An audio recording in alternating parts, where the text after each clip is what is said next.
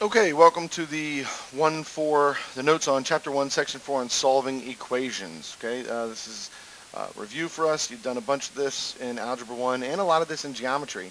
So we should be pretty comfortable here. I'm going to go over some basic stuff. Probably move pretty quickly again since this is something that you've been doing for a long, long time now. Okay, we know that an equation is a statement that has two expressions that are equal. We need to make sure we understand the difference between an expression and an equation, but we've talked about that. Um, to solve equations, we use properties of equality. So that's the reflexive property, for example, 5 equals 5. Symmetric property, so if I say A equals B, then B equals A.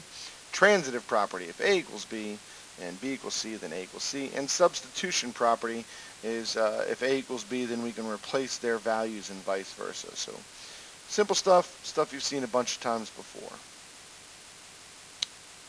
Let's take a look here. We also have more properties. Addition, just as long as I add the same thing to both sides, I'm good. Subtraction, same there. Division and multiplication, the same. I just have to make sure that what I do to one side, I do to the other, and I have to make sure I do, there will be times where we have to make sure we do the same thing to all of each side, and I'll speak more specifically about that. We have solving an equation, we get the solution, which is usually x or whatever the variable is, equals a number. We can also use inverse operations. Those are operations that undo each other. Addition and subtraction have an inverse relationship, and so do multiplication and division. This is all stuff you know, all things that you don't need to spend a lot of time on. Problem number 1 here, x plus 4 equals negative 12. We subtract 4 from both sides. Guys, this stuff is not hard. Especially since we've been doing it for so long. For a lot of us, this should be a confidence building section. Here we have 12b equals 18.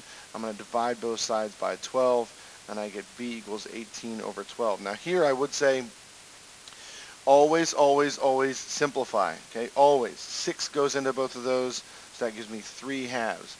I would take 3 halves. I would take 1 and 1/2. I would probably even take 1.5, but I would rather the improper fraction, me personally. That'll be useful to us later, so being in that habit is a good habit to be in. Solving a multi-step equation, this is just an equation that kind of is a mess, and we got to clean it up. Work with one side at a time until there's nothing to do on that side. So here, nothing to do over here, but here we can distribute.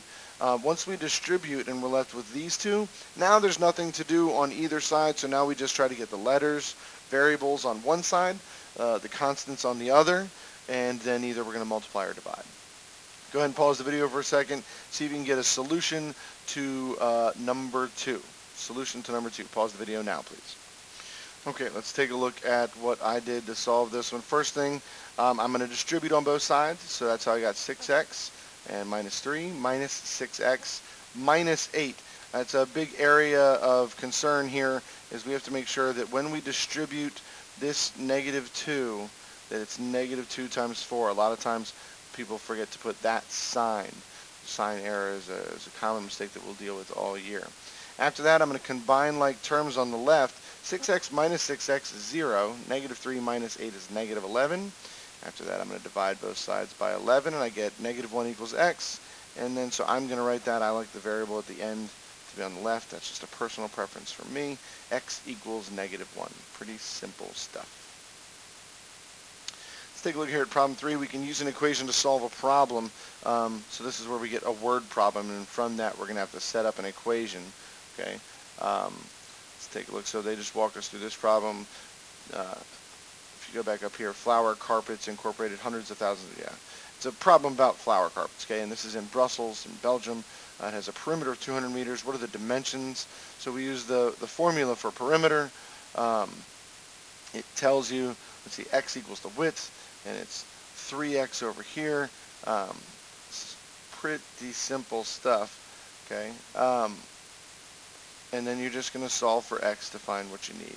Again, you guys have been doing this for a long, long time. Okay. Let's take a look at number 3. It says, suppose the flower carpet from problem 3 has a perimeter of 320 meters. What would the dimensions of the flower carpet be? So go back to this problem. Okay. Flower carpets, this flower carpet issue. So it shows us in the picture, some of you might not be able to see, so let me highlight. It shows us that the width here is x and the length there is 3x. Okay, so those dimensions still are in play when we do number 3. The only thing that's going to be different is this 200, let me change colors, this 200 is now going to be a 320. So the formula for perimeter of a rectangle is 2w plus 2l, right? So we're saying the width is x, so the perimeter, sorry, let's go back. The perimeter now is 320. 2 times the width, which is x, plus 2 times the length, which is 3x. Okay, so we end up with 2x plus 6x, that's 8x. 8x equals 320, so x equals 40, and that's the width. So the length is 3 times that, so through the length is 120. So the answer here is 40 by 120. No problem. Sometimes we'll get equations that don't have one solution. An equation has no solution if no value makes it true, and an equation that is true for every value is known as an identity. So we have options. We're going to have x equals a number. Okay, that's when we have an answer. Sometimes we'll get x equals any number. Okay, and we'll see what that looks like. That's when we have identity. And then sometimes we'll have x equals no number. There's not a number in the world that will solve that equation. Okay, let's take a look. So right here on problem number 4, we work this problem and we get down to, here we have 4 plus 3x equals 3x plus 5. You subtract 3x from both sides and we get 4 equals 5. That's not true. So if something is not true, then the answer is no solution. Okay? Okay, that would be a no solution. Is the equation always, sometimes, or never true? So that's never true.